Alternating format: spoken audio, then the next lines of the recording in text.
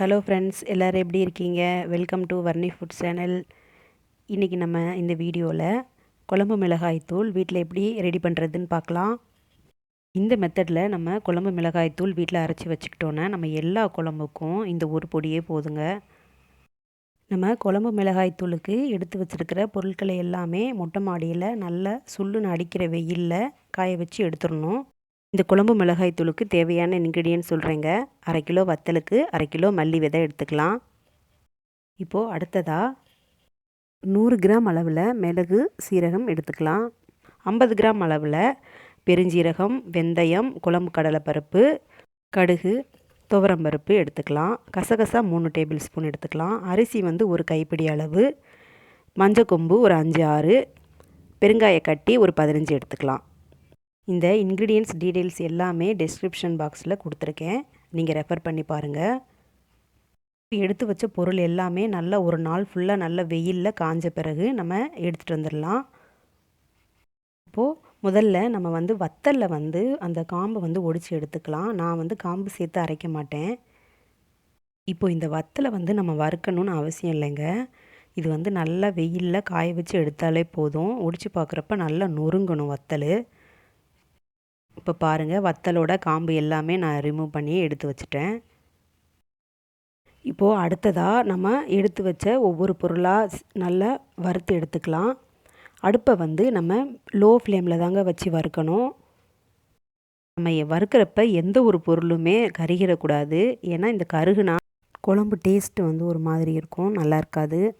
அதனால் நம்ம கண்டிப்பாக லோ ஃப்ளேமில் வச்சு தான் வறுக்கணும். அதே மாதிரி இப்போ துவரம்பருப்பு, கடலைப்பருப்பு ரெண்டையும் ஒன்றா சேர்த்து வறுக்கக்கூடாது. ஏன்னா துவரம்பருப்பு கொஞ்சம் வேகமாக வறுபட்டுரும். கடலைப்பருப்பு கொஞ்சம் தடிமனாக இருக்கிறதுனால வறுக்கிறதுக்கு கொஞ்சம் டைம் ஆகும். அதனால் எல்லாத்தையுமே நம்ம எல்லா பொருளுமே தனித்தனியாக தான் வறுத்து எடுக்கணும். இப்போ நான் ஒரு கைப்பிடி அளவு அரிசி எடுத்திருக்கேன். அரிசியெல்லாம் வறுக்கிறப்ப நல்லா புரிஞ்சு வரணும். அந்த கலர் லைட்டாக சேஞ்ச் ஆகும், ப்ரௌன் கலரில். அரிசியெல்லாம் சேர்த்து இந்த மாதிரி மிளகாத்தூள் அரைச்சோம்னா குழம்பெல்லாம் நல்லா கெட்டியாக இருக்கும். பாருங்கள், இப்போ இந்த மாதிரி நல்லா பொரிஞ்சு வந்திருக்கு. நல்லா லைட்டாக கலர் சேஞ்ச் ஆகிருக்கு. அடுத்ததாக மிளகு வறுக்கிறோம். மிளகு வறுக்கிறப்ப நல்லா அது வறுபட்டுருச்சுன்னா கொஞ்சம் வெடிக்க ஆரம்பிக்கும். அப்போ நம்ம எடுத்துடலாம். கடுகு வறுக்கிறப்ப நம்மளுக்கு வேகமாக வறுபட்டுருங்க. அது போட்டதுமே வெடிச்சிடும். அதனால் நீங்கள் வேகமாக எடுத்துடணும், இல்லாட்டா கருகிடும். அடுத்து சீரகம் வறுத்துடலாம். சீரகம் நல்லா பொரிஞ்சு வரும், அப்போ எடுத்துடலாம். நல்லா வாசனை வரும் வறுக்கிறப்ப. பெருஞ்சீரகம் நான் 50 சேர்த்துருக்கேங்க. இப்போ அதை வறுத்துக்கலாம். இது 100 சேர்க்கக்கூடாது, ஏன்னா இது வாசனை நிறைய இருக்கும். அதனால் நான் 50 தான் சேர்த்துருக்கேன்.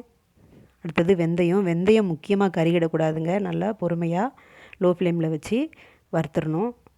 நல்லா வாசனை வந்ததும் எடுத்துடலாம். கசகசாவும் நல்லா வெடிக்கும் வறுக்கிறப்ப, அதையும் எடுத்துடலாம், வறுத்து எடுத்துடலாம். அடுத்ததாக இப்போ 1/2 கிலோ கொத்தமல்லியை நம்ம வறுக்கலாம். இப்போ ஒரே இதில் போட்டு வறுக்க முடியாது எனக்கு, அதனால் நான் 2 தடவை பிரித்து இப்போ வறுக்கிறேன். இப்போ இந்த கொத்தமல்லியெல்லாம் நம்ம நல்லா கை பார்த்து நல்லா எடுத்து வச்சுட்டு வறுக்கணுங்க. ஏன்னா கடையிலேருந்து வாங்கிட்டு வரப்போ தூசியெல்லாம் இருக்கும். அதனால் அது எல்லாத்தையுமே நம்ம புடச்சி எடுத்துட்டு நீட்டாக வெயிலில் காய வச்சு இந்த மாதிரி வறுக்கணும். அடுத்ததாக கருவேப்பிலைங்க. கருவேப்பிலையை நம்ம சேர்த்து மிளகாத்தூளில் அரைச்சோன்னா மிளகாத்தூள் வாசனை ரொம்ப சூப்பராக இருக்கும். கருவேப்பிலை நிறைய சேர்த்தோன்னா மிளகாப்பொடி கலர் மாறிடும். 2 கொத்து கருவேப்பிலையை நல்லா கழுவி காய வச்சு எடுத்து வறுத்துருக்கேன். அடுத்து பெருங்காய கட்டிக்கு மட்டும் நம்ம எண்ணெய் ஒரு 1/2 ஸ்பூன் மட்டும் சேர்த்து வறுக்கணுங்க. வேறு எதுக்குமே நம்ம எண்ணெய் சேர்க்க தேவையில்லை. இது மட்டும் நல்லா எண்ணெயில் பொரித்து எடுக்கணும். இப்போ பாருங்கள், எல்லா பொருளுமே நம்ம வறுத்தாச்சு. இப்போ இது கூட நம்ம மிளகாப்பொடி அரைக்கிறப்ப ஒரு 2 ஸ்பூன் உப்பு சேர்த்துக்கலாங்க. இந்த மாதிரி நம்ம உப்பு சேர்க்குறப்ப, ஏன்னா இது நம்ம 1 வருஷம் வரைக்கும் கூட வச்சுருப்போம். வண்டு எதுவும் விழுகாமல் இருக்கணும்னா இந்த மாதிரி செஞ்சுக்கலாம். அதேமாதிரி மஞ்சக்கொம்பும் நல்லா வெயில காய வச்சு எடுத்து சேர்த்தாச்சு. இப்போ இந்த வத்தலும் எடுத்தாச்சு. இப்போ இது எல்லாத்தையும் இது எல்லாமே நல்லா ஆறணுங்க. ஆறின பிறகு தான் நம்ம மிஷினில் அரைக்க கொடுக்கணும். இப்போ பாருங்கள், நான் அரைச்சி எடுத்துகிட்டு வந்துட்டேன் மிஷினில். இது கொஞ்சம் நேரம் ஒரு 2 மணி நேரம் நல்லா ஆற வச்சு எடுத்துட்டு நம்ம சலித்து பாத்திரத்தில் எடுத்து வச்சுக்கலாம். நான் எப்போவுமே மிஷினில் கொடுத்து அரைச்சிட்டா இந்த மாதிரி சலிச்சு தாங்க எடுத்து வைப்பேன். ஏன்னா ஏதாவது ஒரு தூசு இல்லை தவிடு அந்த மாதிரி ஏதாவது இருக்கும். அதனால் இந்த மாதிரி சலிச்சு எடுத்துக்கிட்டால் நம்மளுக்கு நல்லது. இந்த மாதிரி மிளகாத்தூள் நம்ம ப்ரிப்பேர் பண்ணி குழம்புல சேர்க்குறப்ப குழம்போட டேஸ்ட்டு ரொம்ப சூப்பராக இருக்குங்க. புளிக்குழம்பு, காரக்குழம்பு, சாம்பாருக்கு எல்லாத்துக்குமே நம்ம இது ஒரு பொடியே யூஸ் பண்ணிக்கலாம். தனித்தனியாக அரைச்சி வைக்கணும்னு இல்லை. அதேமாதிரி கொத்தமல்லி பவுடர், சீரக பவுடர் எதுவுமே தனித்தனியாக சேர்க்க வேண்டாம். பாருங்கள், சலிக்கிறப்ப தெரியுதா அதில் உள்ள அந்த தவிடு மாதிரி இருக்கும். அதை எடுத்துடலாம். இப்போ நான் சல்லடையில் நல்லா சலித்து எடுத்துட்டேன். இப்போ இதை நான் ஒரு ஸ்டெயின்லெஸ் ஸ்டீல் கண்டெய்னரில் ஸ்டோர் பண்ணி வச்சுருக்கேங்க. ஒரு சின்ன கண்டெய்னரில் நான் தேவைக்கு அப்பப்போ எடுத்து யூஸ் பண்ணுவேன். இந்த மாதிரி நம்ம மிளகாய்த்தூள் பாத்திரத்தில் சேர்க்குறப்ப பாத்திரத்தில் சுத்தமாக தண்ணி இருக்கக்கூடாது. நல்லா கழுவி வெயிலில் காய வச்சு எடுத்து சேர்க்கணும். அப்போ தான் கெட்டு போகாமல் ரொம்ப நாள் இருக்கும்.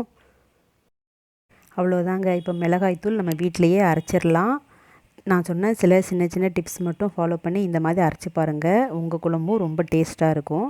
இந்த வீடியோ பிடிச்சிருந்துச்சுன்னா மறக்காமல் லைக் கொடுத்துருங்க. ஃப்ரெண்ட்ஸுக்கு ஷேர் பண்ணுங்கள், கமெண்ட் பண்ணுங்கள். வர்ணி ஃபுட் சேனலை மறக்காமல் சப்ஸ்கிரைப் பண்ணிக்கோங்க. அடுத்து வேறு வீடியோவில் சந்திக்கலாம். நன்றி, வணக்கம்.